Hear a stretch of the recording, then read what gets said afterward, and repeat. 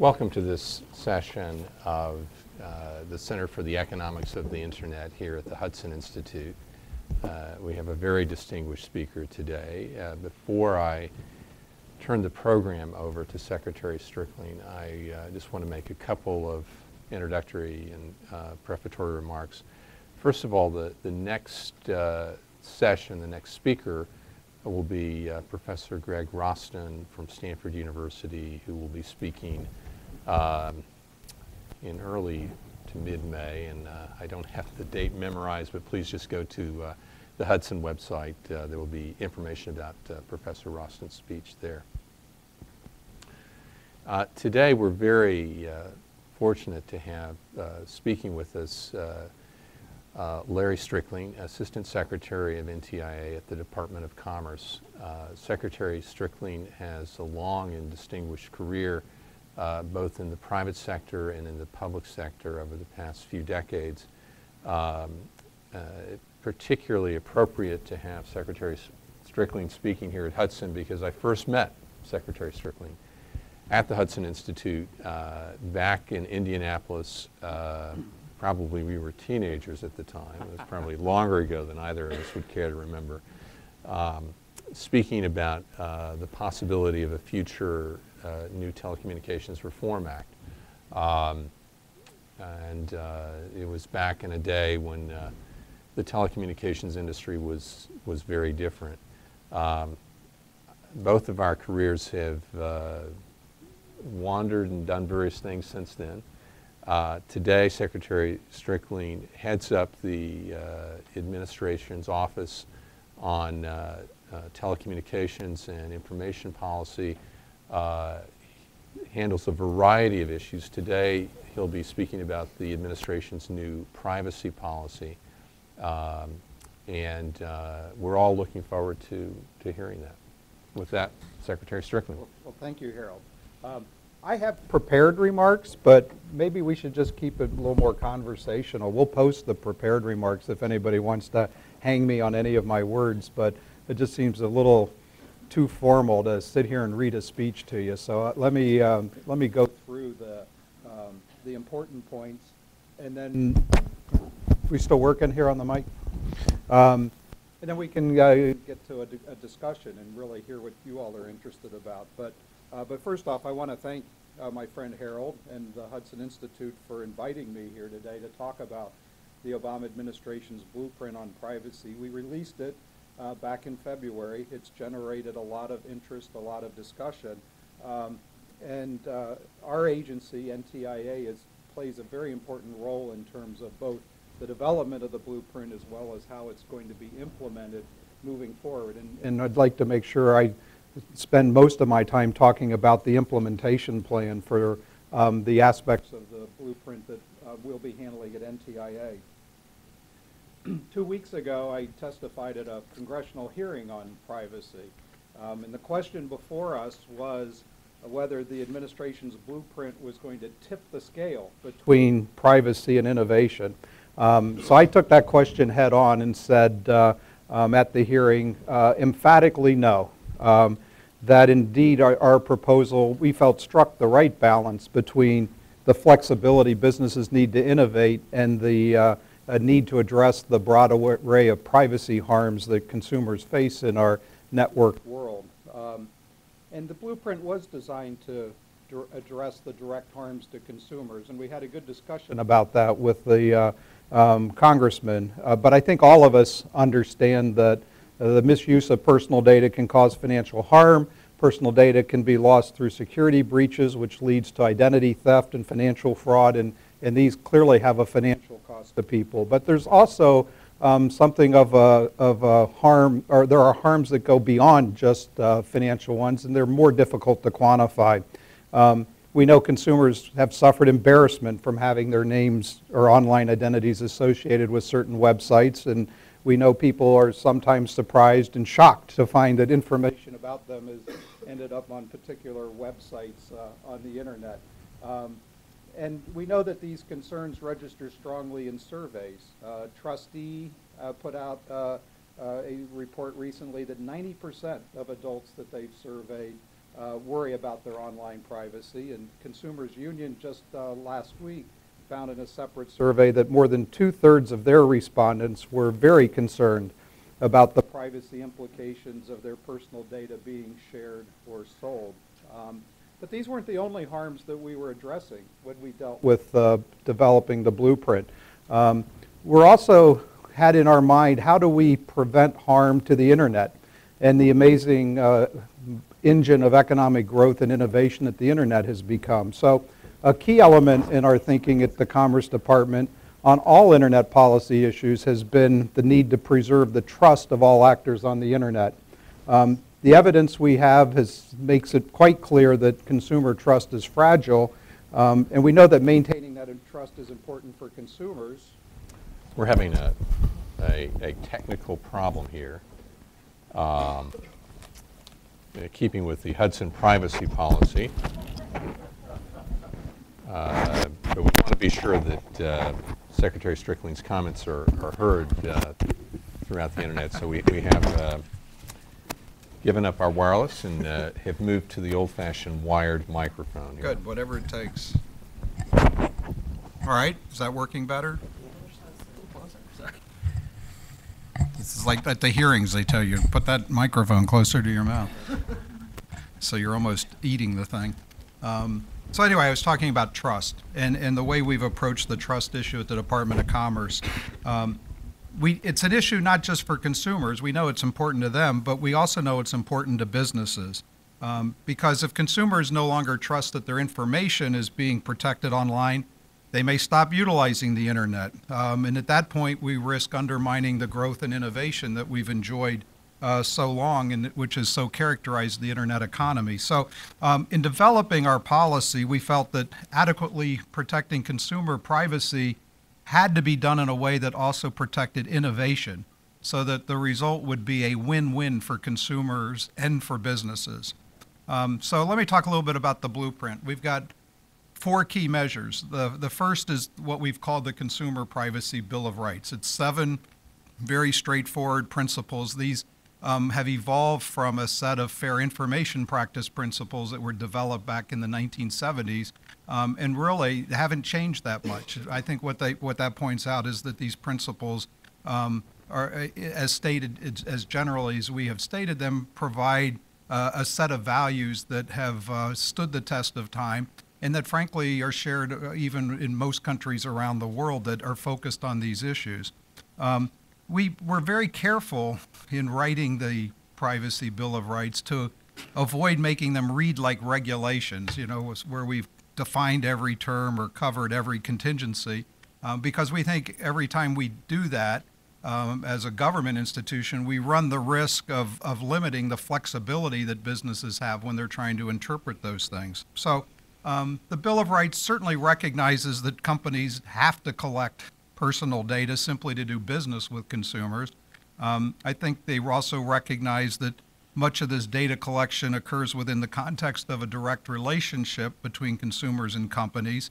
And on the whole, what we've provided is a baseline to protect consumers from a wide range of privacy harms that could arise in our network economy. And we have stated as an administration position that we'd like this Bill of Rights to be enacted into law. And again, we're not proposing a very complicated piece of legislation. Last week I suggested we could probably keep this down to 10 or 15 pages. And I think that that ought to be our goal as we move forward with the legislation. But so what do we do, though, after you have that baseline in place? We turn to our second key aspect of the blueprint. And as we approached the question of implementing the principles, we had a choice.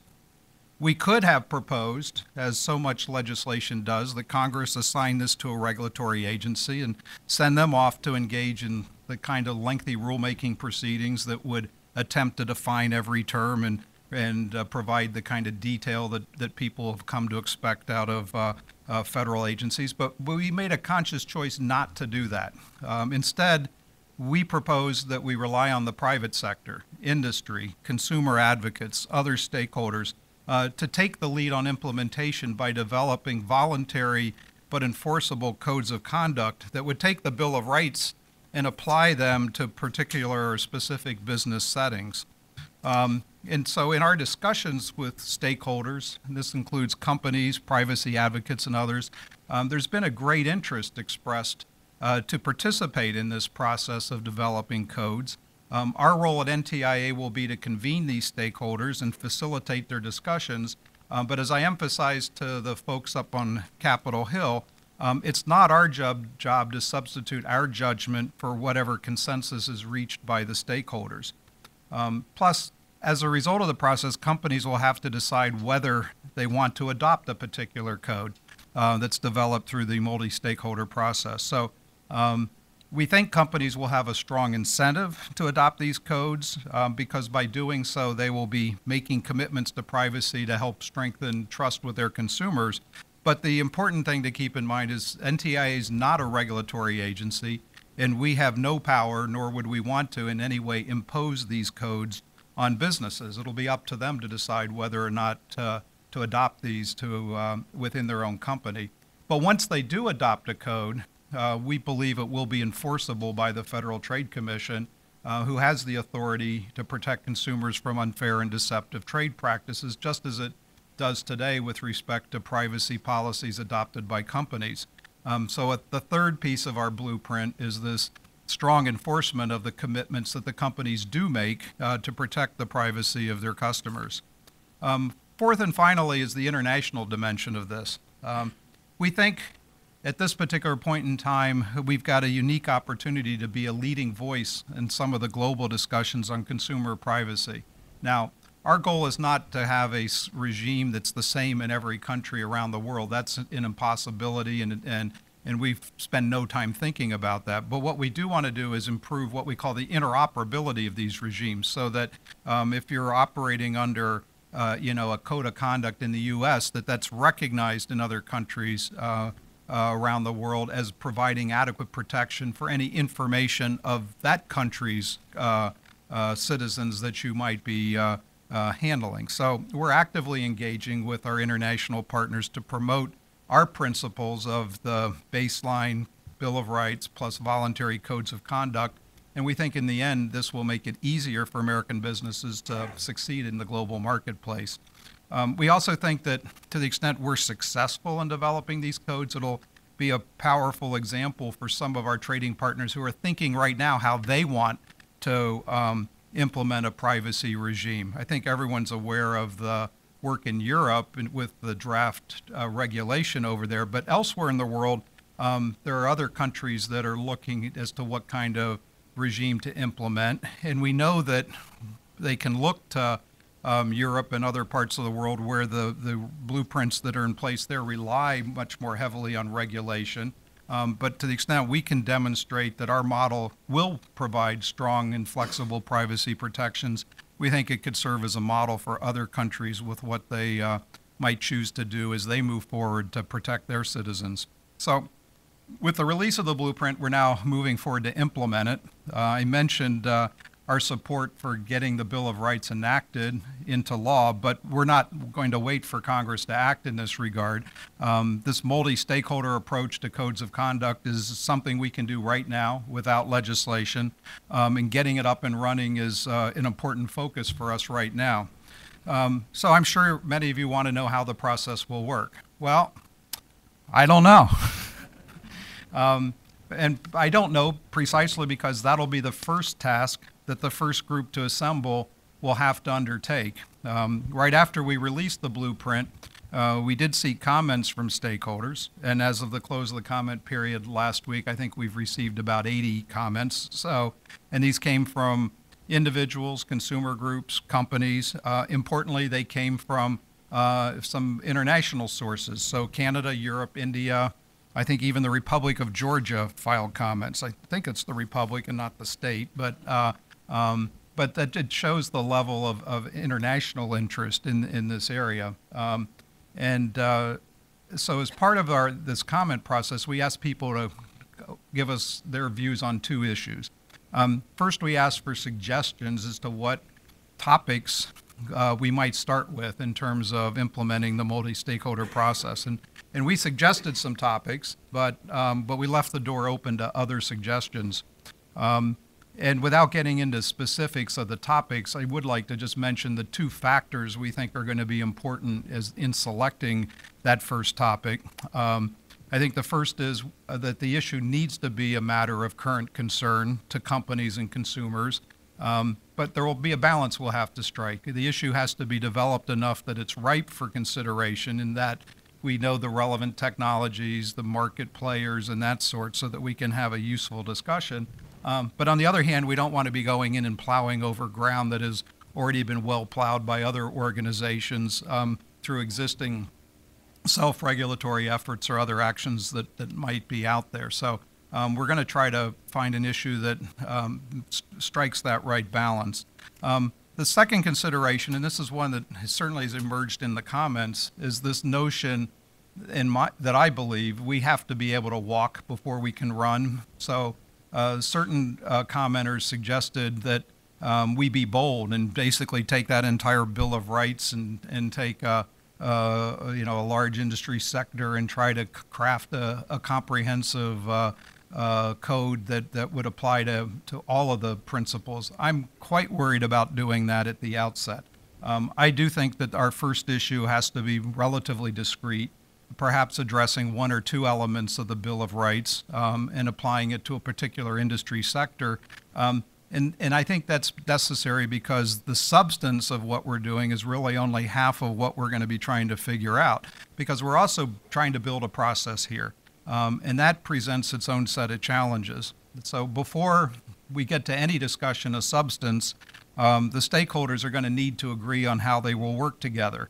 And we'll help that process. But I do see that setting the rules of the road at the first meeting is really going to be a key indicator of the ultimate success of the process. Now, we have laid out three principles we think ought to apply to those processes, and I'll comment on each of them. The first is participation, open participation. We do think that a key benefit of the multi-stakeholder process is that we can provide a vehicle to engage all interested parties. And we know that in this area, we're going to have industry folks interested, civil society, technical and academic experts. We do know that there will be interest from the international community to at least observe, if not participate in some of these discussions. And so when you think about the challenge of bringing together a large group of people, I mean, contrasted with the more traditional regulatory process where, particularly in the telecommunications sector, you have a much more limited set of stakeholders. You have processes that in some cases limit direct participation or make it difficult for others to participate. And we all know that the more structured, rigid, top-down regulatory models oftentimes lead to overly bureaucratic approaches, capture by incumbent, stalemate. These are all things we want to avoid as we think to how to engage a large set of participants into what we are trying to do. So we know that consumer privacy is going to draw the interest of a large range of stakeholders. If you think of any online transaction, probably involves 3 or 4 companies in addition to the consumer, and all these people are going to have viewpoints that are going to need to be represented in our discussions. Our second guiding principle is the question of transparency. We believe that these discussions really need to be held out in the open as much as possible.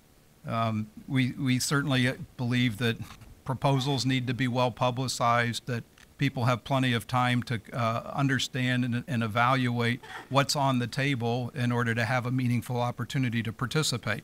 Again, some of our commenters have indicated, well, wait, are you saying there can't be any secret discussions? And of course, we're not saying that. I mean, I would expect that those sorts of things will happen in the normal course of things. But at the end of the day, all of this information has to be brought to the table in an open and transparent way so that the output of the process has the full confidence of all of the participants.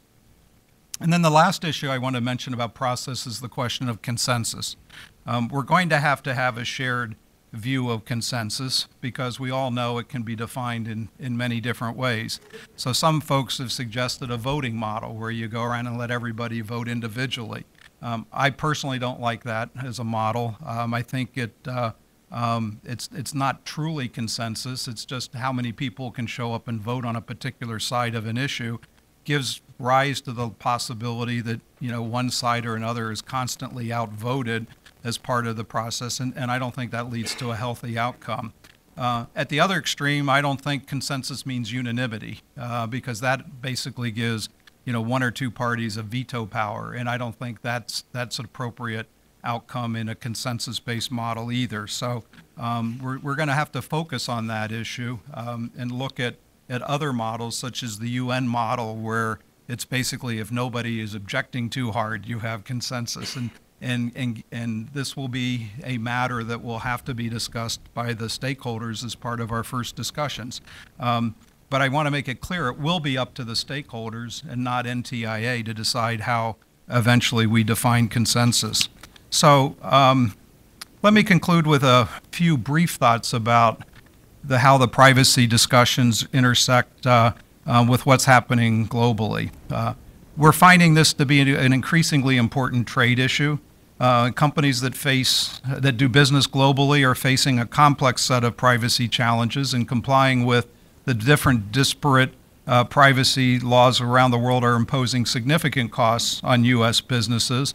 As I mentioned before, these laws are in flux. Some countries are thinking of imposing a new regime. Europe is taking a look at a fairly significant modification in their regime.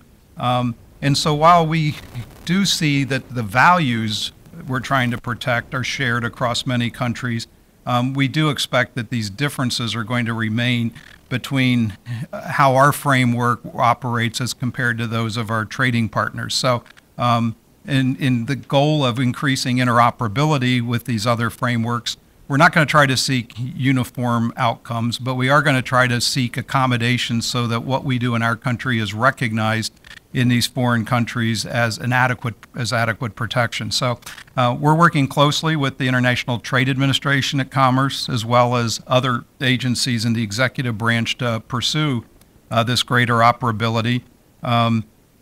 We are in discussions with the European Union on a regular basis. We just had a EU Safe Harbor conference here a couple of weeks ago, and also working through APEC with the Asia Pacific nations on these issues.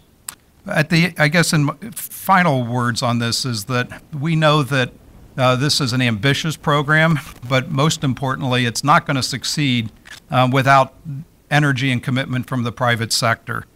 We've provided a blueprint. We will work to convene stakeholders, but the expertise and the energy and the resources that are going to be necessary to create these codes of conduct really lie with the private sector. So we're eager to get started. We're eager to see some outcomes here in terms of providing greater protection to consumers, greater certainty to businesses, and ensuring that the internet continues to be an engine of innovation and growth. But my call to all of you is we need your help participating in this effort in order for it to succeed. So with that, I thank Harold for the chance to speak to you about this topic, and we'll take your questions, although I think you may have a couple first. Well, Larry.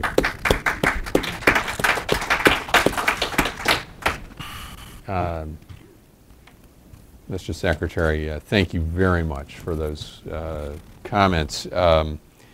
It's an extraordinary undertaking. This is an entire new area, privacy. What we think of as privacy today is probably substantially different from what was widely thought of as privacy, say, 20 years ago. There are a lot of efforts going on, as you mentioned, internationally, various parts of the government, a lot of private sector initiatives as well. And I sort of think of almost an engineering analogy. If you think of technical standards, there are a lot of differences, and I hope you'll elaborate on some of the differences.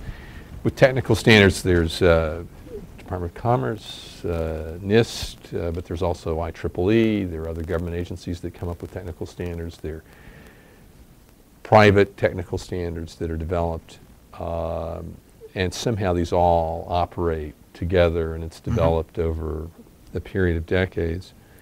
How do you see the NTIA's effort fitting in with other privacy efforts within the federal government, say Federal Trade Commission efforts at possible regulations, and at the same time private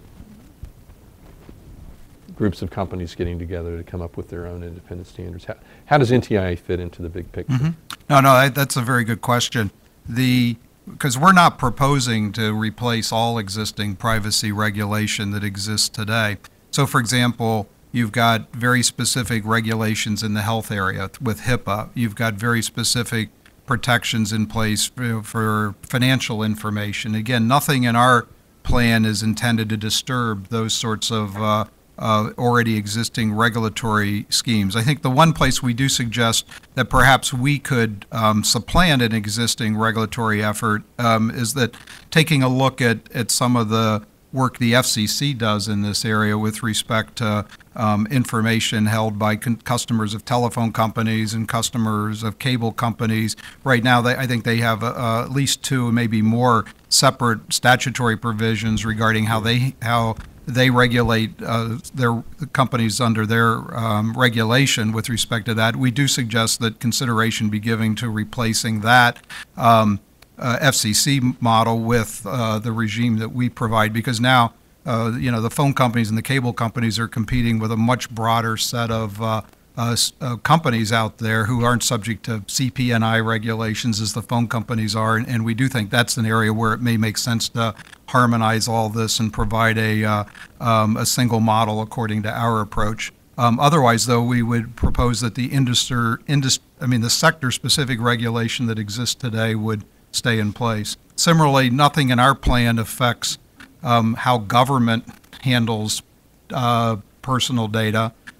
Each of our cabinet agencies has a chief privacy officer. They meet and they deal with those issues separately, but that really is handled on its own track and isn't subsumed within the program we're proposing either. Can you comment briefly on just the process of coming up with the blueprint about coordination within the administration, how different agencies interacted? Mm-hmm.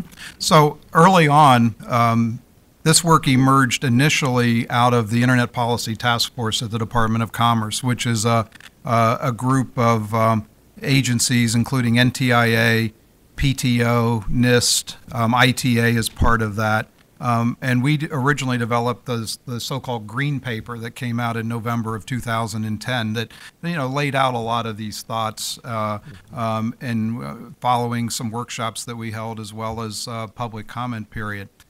From there, the work became much more of an administration work effort, and the final product that was released in February is the administration's blueprint on privacy policy.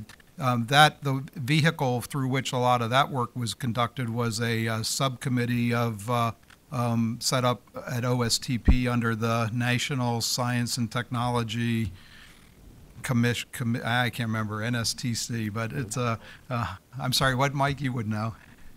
Council, National Science and Technology Council. So there's a committee on technology under that was headed initially by Anish Chopra and Vivek Kundra, and then a subcommittee on privacy chaired by Cam Carey and Chris Schrader at the Department of Justice brought the agencies together to work on these issues for the last couple of years. You mentioned that in coming up with codes of conduct, you didn't want to plow over fields that have already been plowed heavily. Could you give a couple of examples of areas that you think have been heavily plowed already and you don't look to start in those areas anymore? Right. So certainly one issue that's been a very hot topic of conversation for the last couple of years has been do not track. But there already has been a number of industry self-regulation discussions on this point. In fact, some commitments have been announced in the last couple of months by a number of companies to implement some of the protections regarding do not track. Separately, the World Wide Web Consortium has a technical multi-stakeholder process underway to talk about how exactly some of these issues could be, or the do not track could be operationalized at the browser level, and behind that, how that information gets sent on to the various third parties who might be receiving information. about consumers.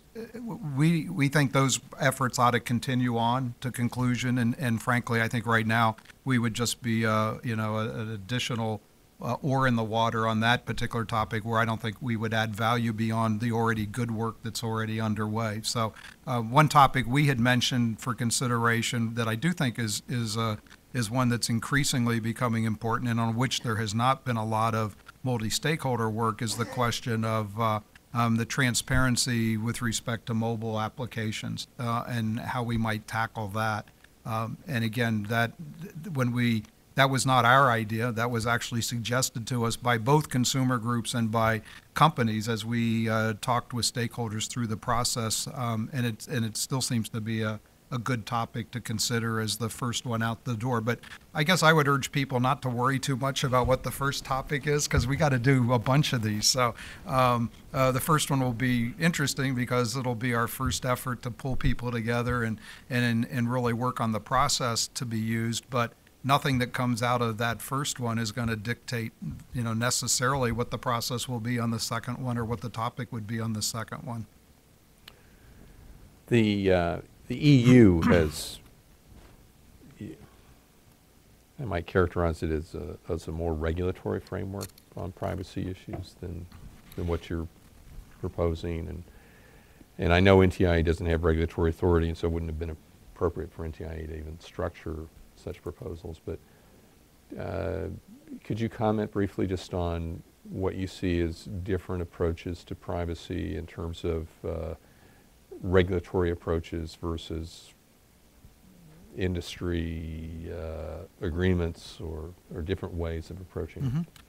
There's no question but what the Europeans have a different approach to privacy than we have had in this country. And I think part of it stems from the starting point in Europe, which is their view of privacy as a fundamental right of their citizens. And then out of that, I think emerges, as you commented, perhaps more stringent regulatory obligations than what we are proposing. The good news, though, is that Europe certainly, even under its existing directive and under the draft regulation, recognizes the role codes of conduct can play. So, as well as the fact that they have a thing they call binding corporate rules that in many respects is similar to the kinds of things that could be included in a code of conduct. So I think our challenge for the next year or so, as the Europeans continue their deliberations on the draft regulation, is to make sure that as we are able to succeed in developing some of these codes, that they are able to take notice of that in the specific recognition that their regulation, as it evolves through their process, would give to these kinds of codes in terms of satisfying the European requirements. I will also say that the Europeans, I think one of the biggest things we could do to close the gap with Europe is to pass this baseline legislation, because that is something that I think is very symbolic to the Europeans, and something that when they, many of the folks in the early on would say, well, America doesn't really have strong privacy regulation, not taking into account the role of the FTC, not taking into account some of these industry-specific privacy protections that people have. The thing they were pointing to was the lack of this kind of baseline set of protections for people. So I think we would greatly help American businesses trying to work in Europe to get that baseline legislation passed, because that would, I think, advance the ball further than anything else we could do with Europe over the next year or two. You mentioned that several foreign governments have commented on the proceeding here. Reciprocally, if I can get the word out correctly, has NTIA been participating in parallel proceedings in other countries? I don't know if there are parallel proceedings. So again, I mentioned that we have had and will continue to have active discussions with folks in the EC, so in the European Union. So I see that continuing. Beyond that, as we talk to other countries that are thinking about what to do, like Singapore is an example where they have been considering a privacy law there. We're quite anxious to be able to talk with those countries about what they're doing and to share with them our experiences as we hopefully get some successes to actually point people to. I'm going to turn the floor open for questions, and microphones will be passed around. Please state your name and affiliation when you ask your question. Hi, I'm Baron Soka from Tech Freedom. I'd like to follow up on that hearing where I also testified, and was really interested to hear in particular your description of the problem that you think is being addressed here. And while I would certainly agree with you that there are non-monetary harms, such as harms to reputation, that need to be dealt with, I have two questions. The first is, what do you think is not dealt with by the FTC's unfairness authority? There's been a long-standing debate about that. Howard Beals, among other people, has insisted that the FTC, the current FTC, has more narrowly construed that authority than it was intended to be used. And he himself, when he ran Bureau of Consumer Protection, brought cases alleging, for example, unfairness claims based on reputational harms. So where is that inadequate?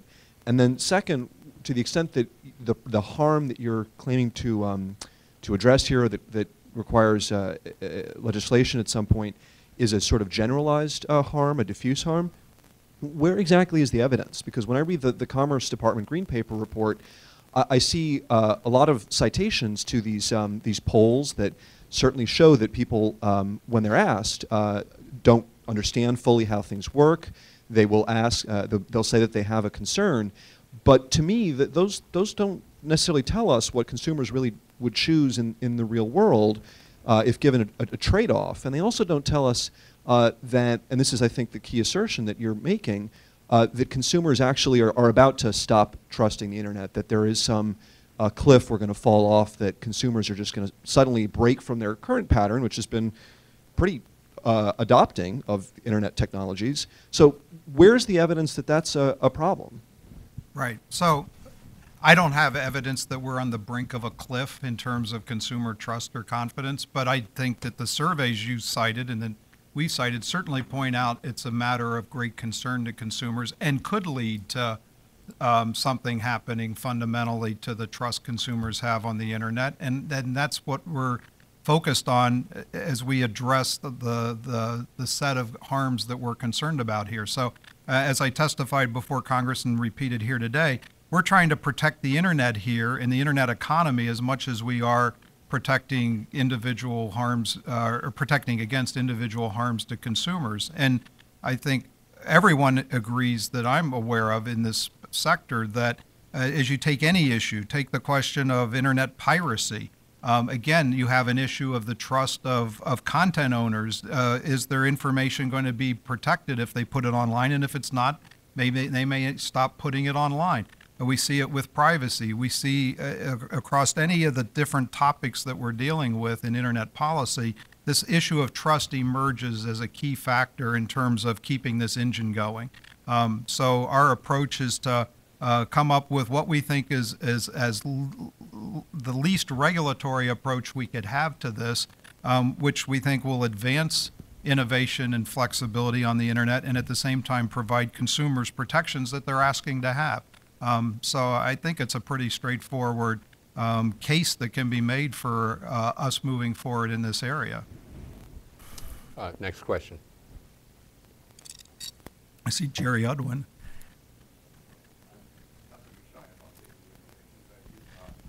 Take the mic. Jerry, take the mic. Jerry Udwin with the Udwin Group. Mr. Secretary, thank you for a very comprehensive approach that you're taking to this subject. And I wonder if you could elaborate a little bit more on something you started to talk about as far as the relationship with Congress. How does this fit with the many efforts that Congress has been making over the couple of years to enact such privacy legislation? Do you go forward and let them kind of lumber along as they are? Or how does this all fit and how does it tie back together if it needs to?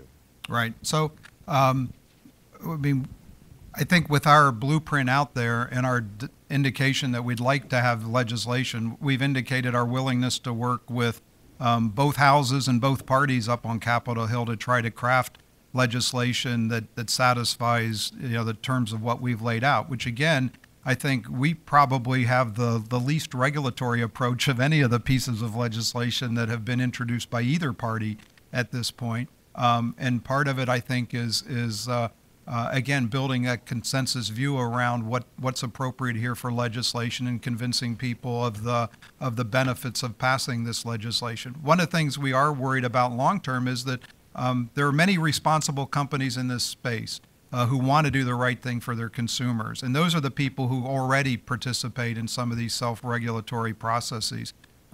But we hear from them, well, what are you going to do with the bad actors, the rogues that are out there? And one of the things that passage of the basic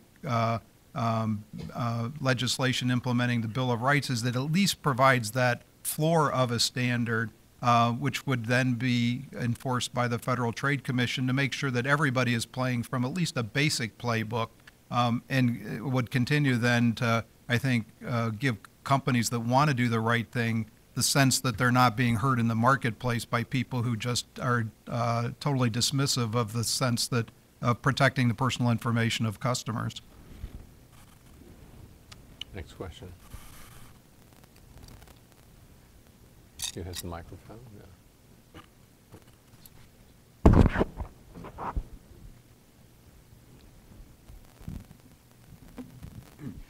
Yes, I'm Kernan Chase. I'm a retired technology analyst. Although the two areas should be separate, social media is an issue.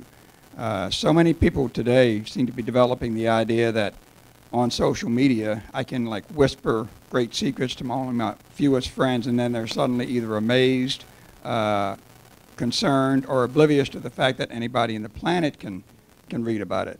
Do you see that where this kind of attitude, because it can be so widespread, is going to be something that has to be considered as you implement? Oh, yes, absolutely. But again, the benefit of the multi-stakeholder process is that at the end of the day, it isn't going to matter what I think. And indeed, we'll probably have to resist the impulse at Commerce, either individually or as an organization, to try to in any way push an outcome a particular direction. We really need to leave it to the participants to determine what are the issues they want to deal with and how do they want to reach a consensus, as opposed to having us tell them what we think the answer ought to be.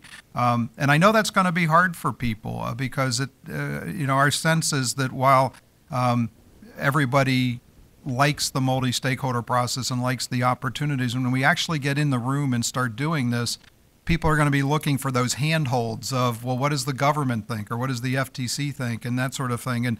And for our part, we're going to resist that impulse to try to steer outcomes a particular direction, because we really think the process will be at its strongest if the participants are the one reaching that consensus without being pushed one way or another by what the government thinks the answer ought to be.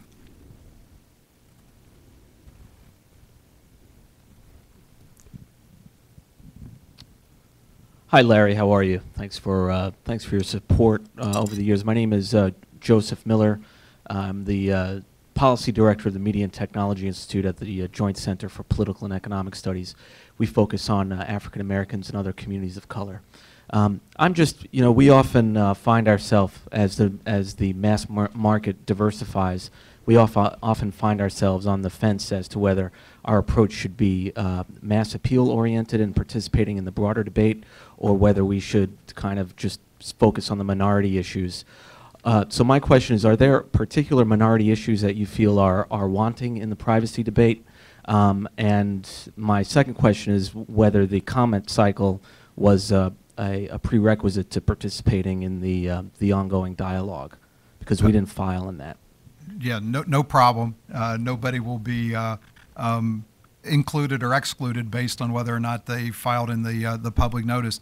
I don't have the sense that there's anything about the privacy issue that impacts particular segments of our society any stronger or less so than other segments of society. So sitting here today, but I would certainly tell you I'm not an expert on answering the question you asked, but I'm not aware of something that says there's a particular impact on on this sector of society that's different from it is on others. I think what we see is a generalized concern among all consumers about how their information is being used.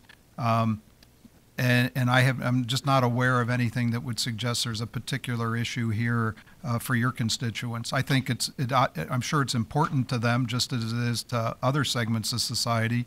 But I think otherwise it's the type of thing you all should want to come and participate in.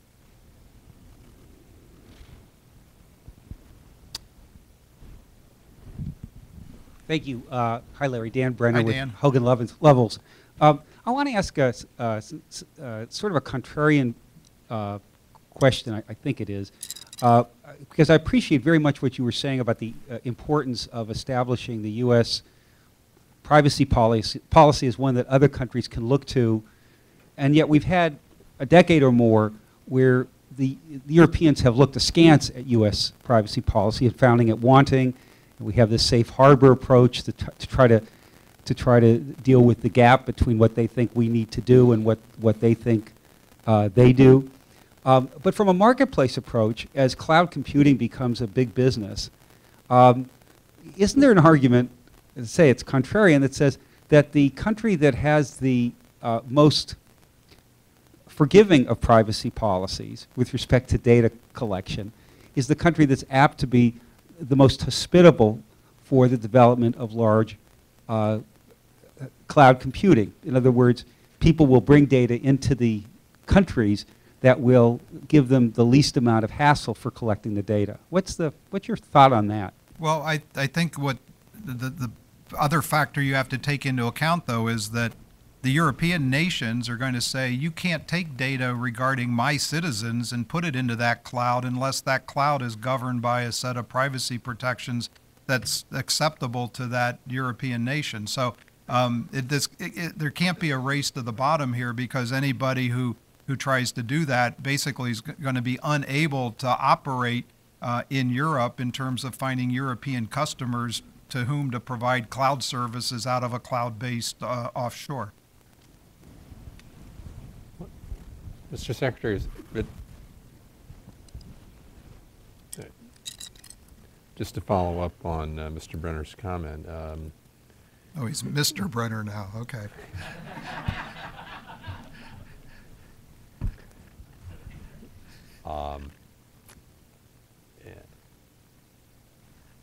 Isn't that more easily said than enforced? Information flows around the internet all the time. The Europeans could have regulations saying you can't store the information except where we tell you to store it, but miraculously it gets transmitted someplace else and gets stored there, with or without the knowledge, much less the consent of the operating company. I think somehow simply issuing a diktat saying you can't store it except where we tell you to store it. I think the reverse of that's true. I think that in the United States and other areas says you have to store certain information in the United States physically. But it's very difficult to do the opposite, saying thou shalt not store it elsewhere. Mm-hmm. And it doesn't, I'm not quite sure where all that leads, except Mr. Brenner. I think it leads to a question I probably can't answer. Okay, all right. I didn't mean to, I just, I thought it was an interesting question. We'll move on to another question. You got Lynn here. Thank you. Hi, Lynn Stanton, Telecommunications Reports. I was wondering, you talked about the voluntary codes of conduct and the importance of establishing consensus to the stakeholders and not having anybody have veto power through unanimous approach. But given that they're voluntary, doesn't that give industry in the sense of a veto power, because no matter what the stakeholder meetings discuss, if industry doesn't in the end adopt these codes of conduct, that's the outcome of the meetings becomes meaningless? Yeah, it's hard for me to imagine having the group reach consensus on a code and then having no company that participated in the process then choose not to adopt. I suppose that could be an outcome. It it wouldn't be a great outcome, and it would suggest to me that something went wrong in the actual process itself if you ended up with a final product that everybody said, hey, this is great, we all sign up for it, or at least we've reached consensus, however that's defined. I would expect coming out of that, companies would be quick to adopt that particular code because it reflects that consensus and reflects the support of the consumer groups that participated in the process.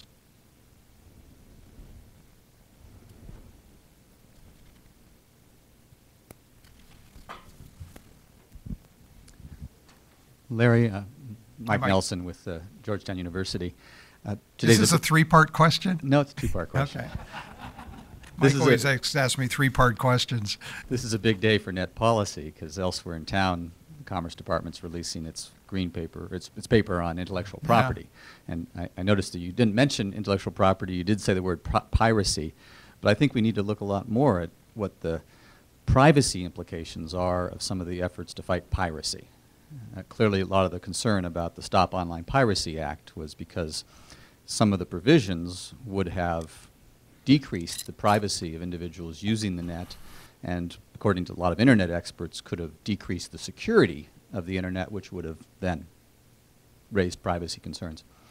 As the administration is now pushing for SOPA 2 and hoping to pass some kind of legislation this year to block pirate sites overseas, I'm curious how the new Privacy Bill of Rights will be applied to some of the provisions that they're pushing for. In particular, we see ISPs now who are saying they're going to have to filter traffic, they're going to have to monitor what I look at online so they can know that I'm not downloading pirated material.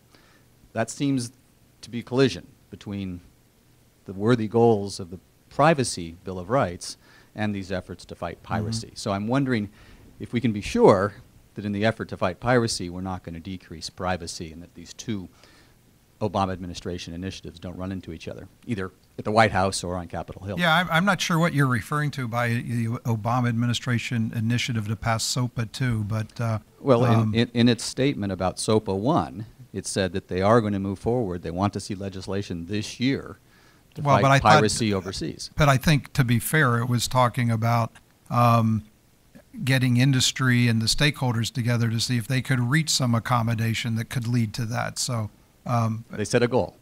Well, this year. Okay, but just to be clear, I'm not aware of any legislative proposal from the administration to do anything like SOPA 2.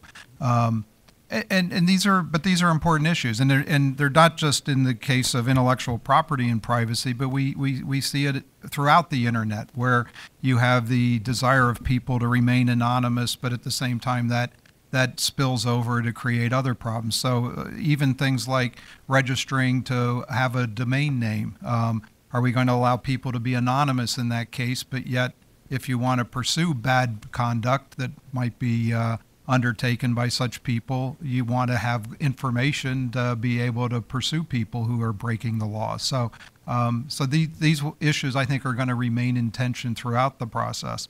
And I think we just have to work through each of them on a case-by-case basis to first ensure that both sets of interests are represented in the discussions.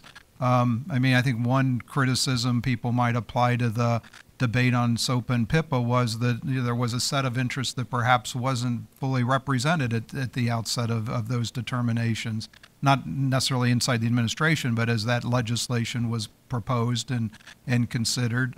You clearly had a segment that only emerged at the end of the process to raise a lot of the concerns that led to the ultimate demise of that legislation. But even there, I think most people would still probably agree that stopping piracy on the internet is a valuable goal. It's something we want to do. It fits with our issue of preserving trust on the internet. And I think we could probably all agree that there are certain tools that no one would have a problem with if they were engaged here, such as going after the payment processors in those types of cases, where the issue, I think, there was you had some specific issues that started to deal with the plumbing of the internet, started dealing with the question of who's looking at what, that, for many people crossed the line. But I think in this area, as well as privacy more generally, we have to find a way to represent all of these interests fairly. But the message that Congress was sending was fighting piracy was more important than protecting privacy. And I guess you're saying that's not the White House position. Right. But they're both important. Hi. Is this thing on? Okay. Hi, I'm Andrew Feinberg from The Hill. And I just have one quick question here. You maintain over and over, and of course I believe you, that the process, the stakeholder process is voluntary, and you're going for consensus among different parts of the industry and public interest groups in putting together things like, you know, Bill of Rights and the overarching goals for any privacy program that's put together. But then you say you want legislation that would make it enforceable under penalty of law. With the voluntary aspect being the basis for any legislation, how do you prevent a situation where the industry captures the voluntary process and therefore creates something that gets baked into the legislation that's just entirely self-serving when it's voluntary, and that can be used to deflect critics? Oh, it's voluntary, so, you know, everyone had their say, but at the same time they had their fingers on the scale the whole time. I'm not saying this is going to happen, but when you say you're going to rely on a voluntary process, you don't at all talk about any checks and balances in that process that would prevent industry capture of it and prevent public interest from being locked out, if not just marginalized. Well, let me clear up a misunderstanding, which is that the legislation we are supporting is to take what's already written down, that those 7 basic principles of the Bill of Rights, around which there is a tremendous amount of consensus. I have not heard from anybody on either industry or consumer side who's looked at any of our 7 basic principles and said, oh, that's not right, that's not appropriate, because they express, I think, a set of values that are largely agreed to across the different interests in our country. And as I said before, I think they reflect shared values, certainly with Europe, and with other nations that are focused on protecting privacy. That's what we want to see codified into legislation. So the outcomes of the voluntary codes of conduct really shouldn't have any impact on the legislation, because we've set out what we think are the basic principles that go in the legislation, and the challenge there will be keeping that legislation as short and simple as we think it needs to be in order to just leave the basic principles there. In terms of the voluntary codes, I don't see how the structure, how the process could be railroaded by one group or another, because if the consumer groups don't like what's going on and decamp from the process, it seems to me that that's a failure of the process. There wouldn't be an outcome of that would be viewed as consensus. Well, I didn't say railroad. I mean, there are many ways to hijack a process, whether it's quietly or aggressively. It can be done insidiously or not.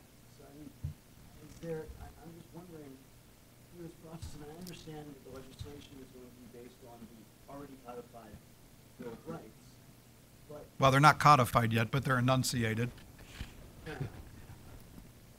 understand that part, but with regard to these voluntary codes of conduct, I mean, what parts of the process are going to be tailored so that there are checks and balances, and so that everyone has input, and there's no way for one side or another to exert more influence or to harm the process? Right. So that's the challenge that the group will have on day one, which is crafting that process in a way to ensure that sort of representation and transparency.